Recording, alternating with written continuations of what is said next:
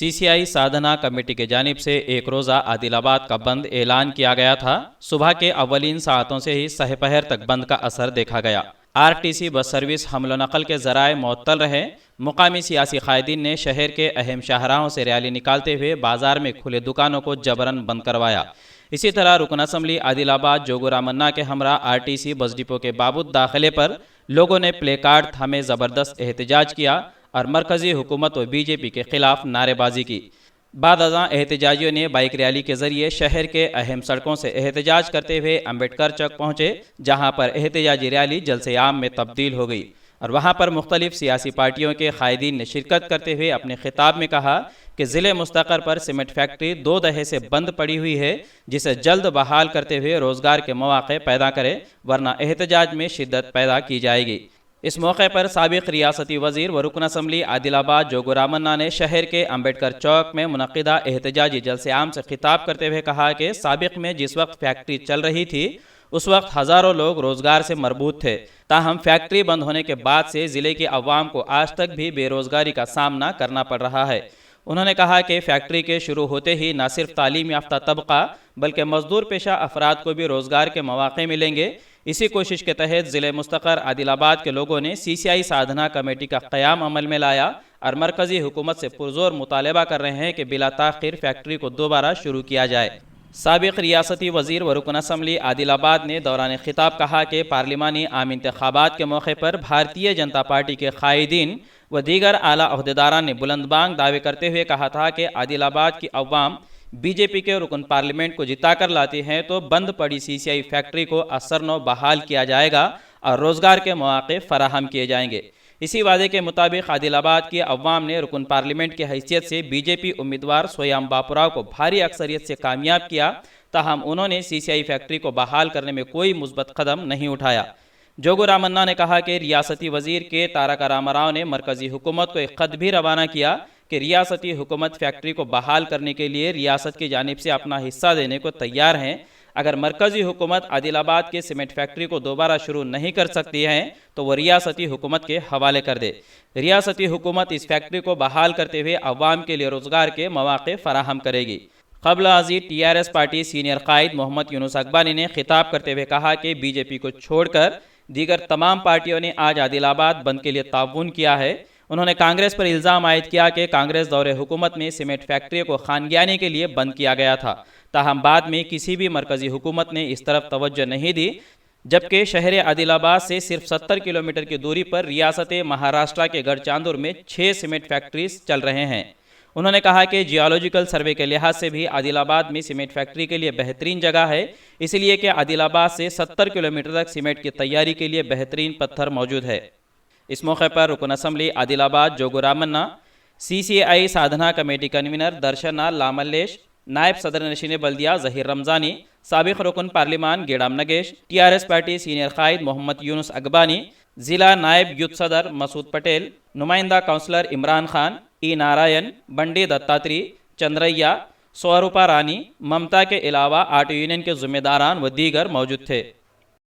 पहले तो मैं सबको शुक्रिया अदा बोलते हुए आज जो सीसीआई खुला करना बोल के बहुत दिनों से जो बीजेपी सरकार केंद्र सरकार 2014 से लेके आज तक हमारा संस्था है सीमेंट कॉरपोरेशन ऑफ इंडिया जो भारत देश का सरकार का है, अगर खोले तो बीजेपी सरकार ही खोल सकते बोल के वो लोग बड़ा बड़ा लीडर आके प्रॉमिस करे, हामी दिए, वचन करे, मगर अभी तक बीजेपी सरकार 7 साल से वो वादा को नहीं निभाए।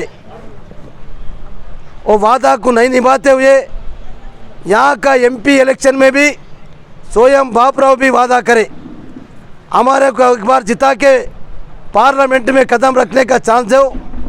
हम जाने के बाद नरेंद्र मोदी से बात करके आदिलाबाद सीमेंट फैक्ट्री को मैं चालू करता बोल के वो एमपी भी प्रॉमिस करा। 1 साल के बाद जो बेल्लूरी जो भू निर्वासित है वो लोग एक बार धरना करे तो वो धरना में जाके जो सोयम बापुराव साहब वो लोगों को प्रॉमिस करा, आप लोगों को मैं दिल्ली लेके जाता हूँ, मैं नरेंद्र मोदी से अनाउंस कराता हूँ, आप लोग विड्रा करिए बोले तो वो लोग भी एमपी साहब का बात मान के उस दिन धरना भी बंद करें। ऐसा इतने कितने साल घुमाते रहते। हमारा राज्य सरकार परसों हमारा केटीआर साहब ने क्लियर कट केंद्र सरकार को लेटर लिखा गया। क्या लेटर? अगर तुम सीसीआई आदिलाबाद का सीमेंट फैक्ट्री चालू करते या नहीं करते, आप लोग खुला बोलिए, क्लैरिटी बताओ सीमेंट फैक्ट्री के ऊपर।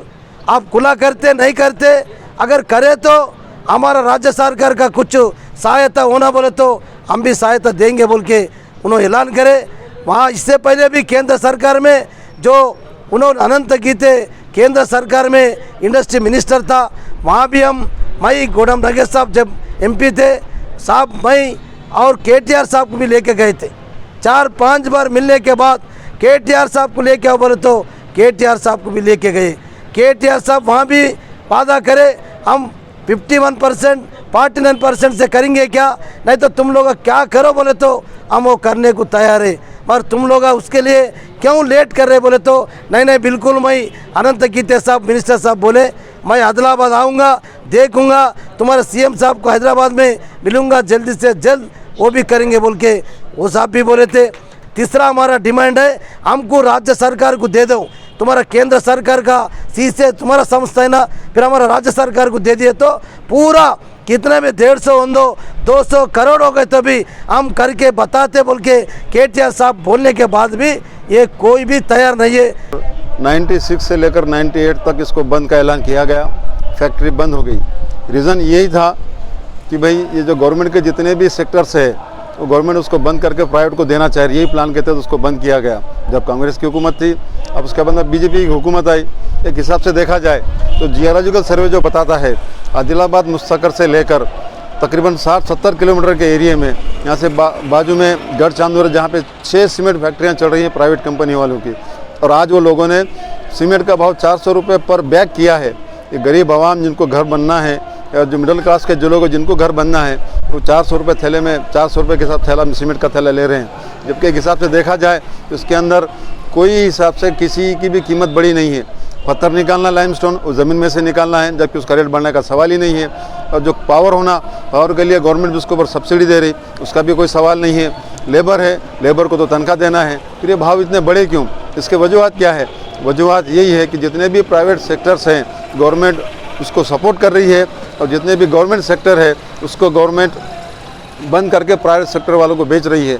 और सबसे बड़ी वजूहत ये है कि इलेक्शन पीरियड के अंदर, इलेक्शन से पहले ये सीमेंट कंपनी वाले हज़ारों करोड़ रुपए हुकूमत को, सेंट्रल हुकूमत को चंदा देते हैं, और वो चंदे की बुनियाद के ऊपर ये लोग जितने भी गवर्नमेंट के सीमेंट फैक्ट्रीज हैं उनको बंद कराए गए और बंद हो चुके हैं। और आदिलाबाद मुस्तक के अंदर कोई ऐसी फैक्ट्री नहीं है, कोई ऐसी फैक्ट्री डालना भी है तो सेंट्रल गवर्नमेंट उसको मंजूरी देना। आज हमारे केटीआर साहब ने और केसीआर साहब ने ये तयकुन दिया है कि अगर सेंट्रल गवर्नमेंट इस फैक्ट्री को चालू करती है तो 49% शेयर हम उसका पैसा भी देंगे और उसके अंदर शेयर्स भी रखेंगे, तो तकरीबन 200 करोड़ रुपए होता है। तो 200 करोड़ रुपए हमारे केटीआर साहब देने के लिए तैयार हैं, मगर सेंट्रल गवर्नमेंट के कान के ऊपर जू नहीं रेंग रहा। तो मेरी खुसूसन हमारे आदिलाबाद के अवाम के तरफ से जोगुर रमाना साहब की क़यादत के अंदर और ऑल पार्टीज़ के लीडर्स के अंदर ये हम कोशिश कर रहे हैं कि किसी भी हालत से आदिलाबाद के अंदर बड़ी सीमेंट फैक्ट्री चालू हो। और जो हमारे पढ़े लिखे बच्चे जो आज बेरोज़गार है, जिसकी वजह से उनको रोज़गार नहीं मिल रहा, जो रोज़गार उनको भी रोज़गार मिलना तय है और मिलना ही है। और आज तकरीबन आज हमारे नौजवान बच्चे 80% बच्चे डिग्री करके कंप्यूटर की ट्रेनिंग लेके खाली रोड पे फिर रहे हैं। उनके भी ज़िंदगी का, उनके आने वाली नस्लों का भी सवाल है। तो मैं अपनी तरफ से ये हम लोग हमारी पार्टी की तरफ से हमारे आदिलाबाद के जो हमारे शहर का आदिलाबाद का असेंबली के जो हमारे माजी साबिका वज़ीर MLA जोगुर रमाना साहब है, उन्होंने कोशिश करके किसी तरह से आदिलाबाद के अंदर कोई बड़ा ऐसा फैक्ट्री का सेक्टर आए जिसकी वजह से हमारे बच्चों को नौकरी मिले, यही हमारा मकसद है। इंडिया समय पर मज़ीद दिलचस्प प्रोग्राम्स देखने के लिए आप लॉग इन कीजिए हमारे वेबसाइट www.indiasamay.com। लाइक कीजिए हमारा फेसबुक पेज @IndiaSamay17 और सब्सक्राइब कीजिए हमारे यूट्यूब चैनल इंडिया समय को।